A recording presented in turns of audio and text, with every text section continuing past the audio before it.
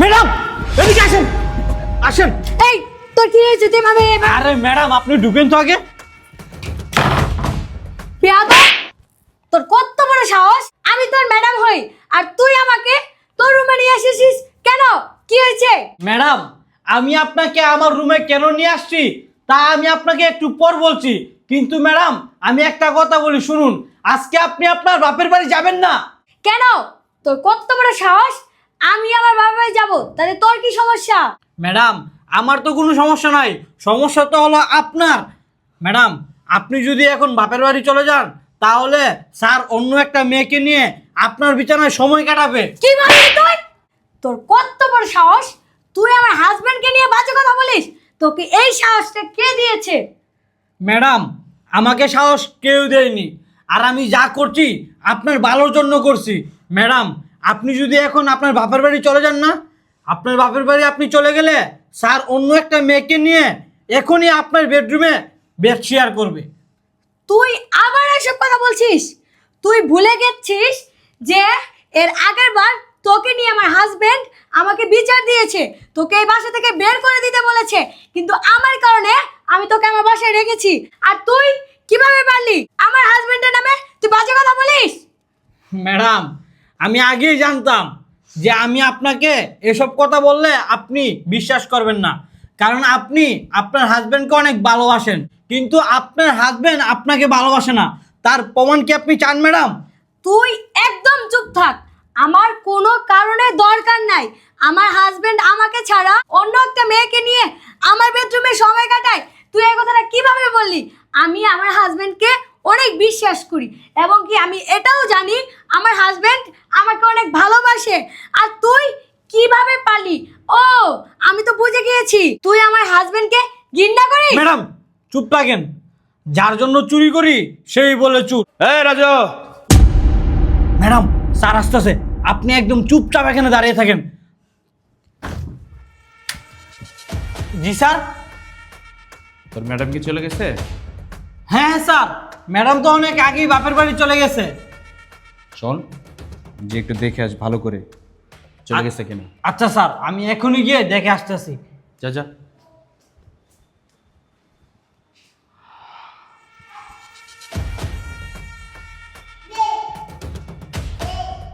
Message দেই।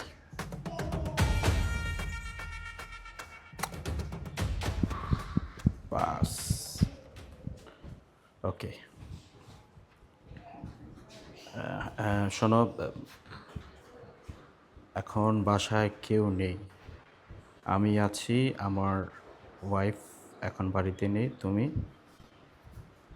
10 minute মধ্যে চলে আসো। ওকে।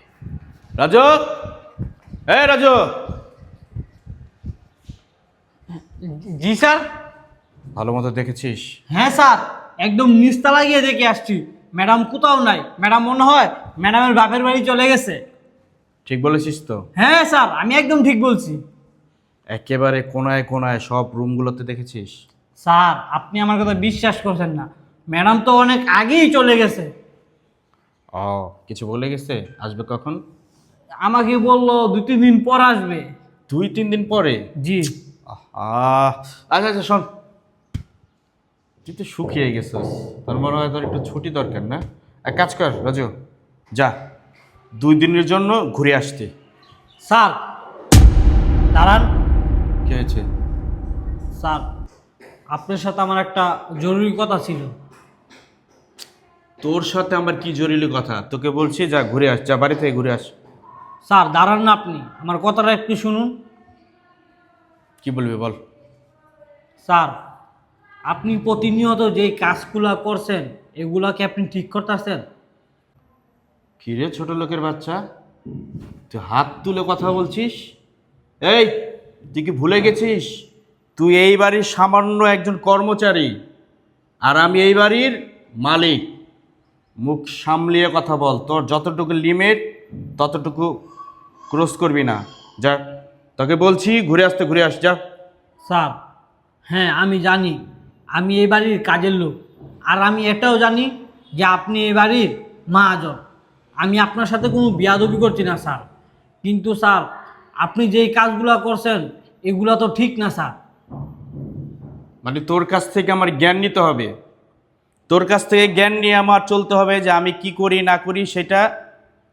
যা যা, বেরিয়ে যা, বেরিয়ে যা বাড়ি থেকে।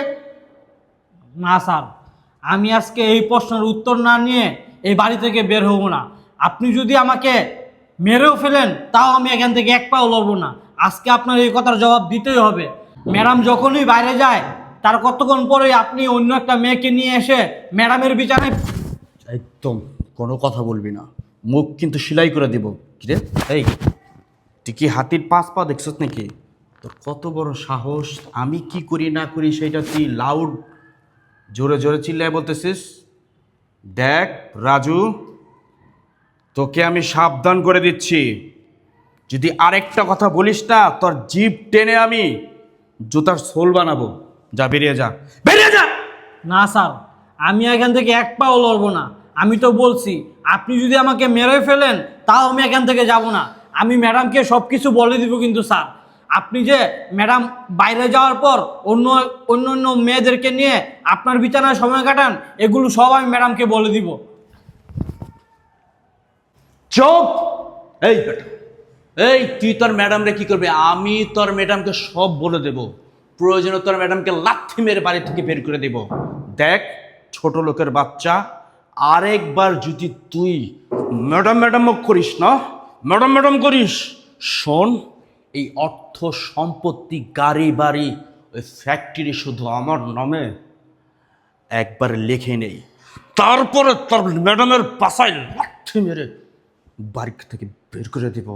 বুঝছো ছোট লোকের বাচ্চা? শোন, আমার বাড়িতে আমি মেয়ে আনি না কি আনি সেইটা তোকে জবাব দিতে হবে আমার, তোর মতো ছোট লোকের বাচ্চাকে।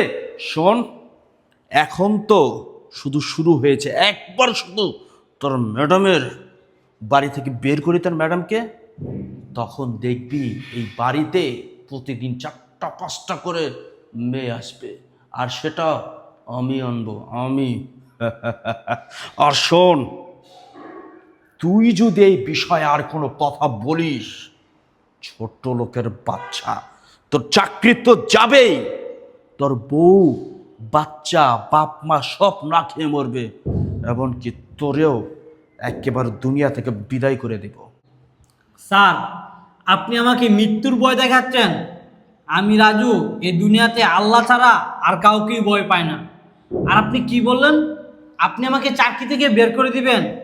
দরকার নেই আমার এমন চাকরি, যেই চাকরির কারণে আমার জীবন চলে যাবে, যেই চাকরির কারণে একজন মেয়ের সংসার নষ্ট হয়ে যাবে। স্যার, আপনার বিবেকে কি একটু বাধা দিল না? ম্যাডাম আপনাকে এত ভালোবাসে, আপনার জন্য এত পরিশ্রম করে, আর আপনি কি না ম্যাডামের অবর্তমানে অন্য অন্য মেয়েদের নিয়ে আপনার বিছানায় রঙ্গলীলা করেন? স্যার, স্যার, আমি আজকে 10 বছর যাবত ধরে আপনাদের এই বাড়িতে কাজের ছেলে চাকরি করতেছি, কোনোদিনও দেখিনি যে ম্যাডাম আপনার সাথে বাজে ব্যবহার করতে। কিন্তু স্যার, আমি এটা দেখেছি আপনি ম্যাডামের সাথে বাজে বাজে ব্যবহার করেছেন, ম্যাডামকে অনেক মারধর করেছেন, তারপরও ম্যাডাম কোনো প্রতিবাদ করেনি। স্যার, যে জায়গায় পুরুষ মানুষ ইনকাম করে কষ্ট করে স্ত্রীদেরকে খাওয়াবে, সেই জায়গায় ম্যাডাম নিজে কষ্ট করে ইনকাম করে আপনাকে খাওয়াচ্ছে, আপনাকে এত বড় বাড়িতে রেখেছে, আপনার যখন টাকা পয়সা যখন যা লাগে আপনাকে তাই ম্যাডাম দিয়েছে। তারপরেও স্যার, আপনি ম্যাডামের এই সয় সম্পত্তি বাড়ি গাড়ি নিজের নামে লিখে নিতে চান? স্যার, স্যার, আমি এটা কখনো ভাবতেও পারিনি। ছি স্যার, ছি। আমি দুনিয়াতে অনেক মানুষ দেখেছি, কিন্তু আপনার মতো নিচু মনের মানুষ আমি কোনোদিনই দেখিনি। স্যার, আপনার এই বাড়িতে আপনি কেন আমার বাড়তে দিবেন? আমি নিজেই আপনার বাড়িতে চাকরি করবো না। স্যার, ছোট লোকের বাচ্চা, তোর এত বড় সাহস, তোরে তোর আজকে বাড়তে বাইর করে দেব। দাও, ওকে বের করতে হবে না তোমাকে এখান থেকে, যা করার আমি করতেছি। আমি কখনো কল্পনাও করতে পারিনি তুমি আমার হাজবেন্ড হয়ে তুমি আমার বেডরুমে অন্য একটা মেয়ের সাথে। ছি, আমার এখন বলতেও ঘৃণা লাগতেছে। তুমি কি করে পারলে? আমি এতদিন কাজের লোকটার কথা বিশ্বাস করি নাই কে, কিন্তু আজকে নিজের চোখে দেখে আমি নিজের প্রতি ঘৃণা লাগতেছে। মানে তুমি আমাকে অন্ধ ভালোবাসায় রাখছিলা না, তুমি আমাকে অন্ধবিশ্বাসে রাখছিলা। আরে আমি মনে করেছিলাম তুমি আমাকে অনেক ভালোবাসো, আর এটাই তোমার ভালোবাসা। আমি একদিন বাসায় না থাকলে তুমি অন্য একটা মহিলাকে নিয়ে আমার বেডরুমে সময় কাটাও। ছি, তুমি একটা পুরুষ মানুষ নাকি? আমার তো নিজের কাছে এখন নিজেকেই ঘৃণা লাগতেছে যে আমি একটা মেয়ে মানুষ হয়ে তোমার সাথে সংসার করতেছি। আমি তোকে কোন জিনিসের অভাব দিয়েছি? তুই যেটা যখন চেয়েছিস আমি সেটা এনে দিয়েছি, তোকে রাজার মতন রেখেছি। আর তুই আমার মতন একটা মেয়েকে রেখে আমার বেডরুমে অন্য একটা মেয়ে নিয়ে পরক্রিয়া করিস। আরে তোর বয়সটা দেখ আর আমার বয়সটা দেখ, আমরা দুজনে ভালোবেসে বিয়ে করেছি ফ্যামিলির অমতে। আমি আমার পরিবারকে ত্যাগ করেছি শুধুমাত্র তোর মুখের দিকে তাকিয়ে।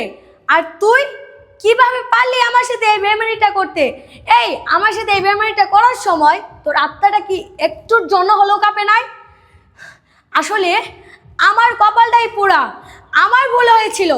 আমার ফ্যামিলি মানুষ বলেছিল তুই একটা ভালো মানুষ না, আর আমি না বুঝে তোর সাথে ভালোবেসে বিয়ে করেছিলাম। এই বিয়ে করার পরে তুই আমাকে কি দিয়েছিস? তুই কি পেরেছিস আমাকে একটা শাড়ি কিনে দিতে? না, পারিসনি। আর তুই কি বলেছিলি? আমার টাকা পয়সা, গাড়ি বাড়ি, আমার প্রপার্টি এবং ফ্যাক্টরি তোর নামে সমস্ত কিছু লিখে নিবি। আর কি বলেছিলি? তুই আমাকে এই বাসা থেকে ঘাট ঢাকা দিয়ে বের করে দিবি।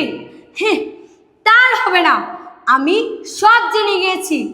এখন তুই আর এই বাসায় থাকতে পারবি না, তুই এখনই আমার বাসা থেকে চলে যাবি। আমি তোকে ডিভোর্স দিব। তোর মতন হাজবেন্ডের আমার প্রয়োজন নেই।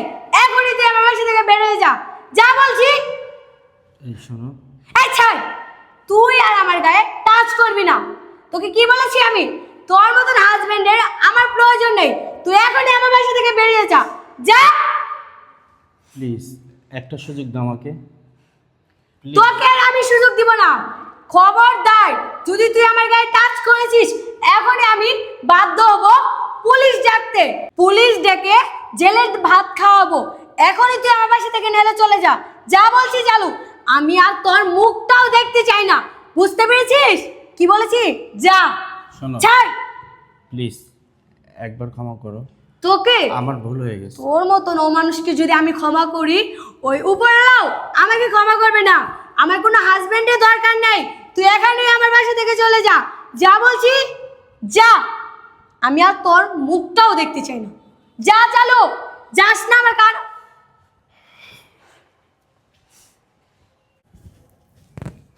ম্যাডাম, এবার তো আমার কথা বিশ্বাস হলো আপনার? এর আগে আমি আপনাকে অনেকবার বলেছি যে ম্যাডাম, আপনি বাইরে চলে যাওয়ার পর স্যার অন্য একটা মেয়েকে নিয়ে এসে আপনার বেডরুমে ছি ম্যাডাম সময় কাটায়। কিন্তু আপনি তো মোটেও আমার কথা বিশ্বাস করেননি। আপনি মনে করেছেন যে আমি আপনার ক্ষতি করার জন্য আপনাকে এইসব কথা বলেছি। আমি আপনার হাজব্যান্ডের ক্ষতি করার জন্য আমি আপনার হাজব্যান্ডের নামে বদনাম গেয়েছি। কিন্তু ম্যাডাম, আজকে তো আপনি আপনার নিজের চোখে এবং নিজের কানে শুনলেন। ম্যাডাম আমার যদি কোনো ভুল হয়ে থাকে তাহলে আপনি আমাকে মাফ করে দিয়েন। না রে ভাই, তুই আমাকে যা বলেছিলি সব সত্যি কথাই বলেছিলি। আসলে আমি অন্ধ ভালোবাসাই ছিলাম, এর জন্য আমি বুঝতে পারিনি যে তুই আমার কতটা উপকার করেছিস। কিন্তু আজকেও তুই দেখ, এখন তো আমার ফ্যামিলি ছিল, তারাও নাই। আমার নিজের হাজবেন্ড ছিল, সেও বেইমানি করেছে। আজকে থেকে তুই এই বাসার কাজের ছেলে না, আজকে থেকে তুই আমার নিজের ভাই। তুই এই বাসায় থাকবি। যা, তুই আমার জন্য একটু ঠান্ডা পানি নিয়ে আসবি, আমার মাথাটা অনেক ধরছে। যা, ঠিক আছে? ম্যাডাম।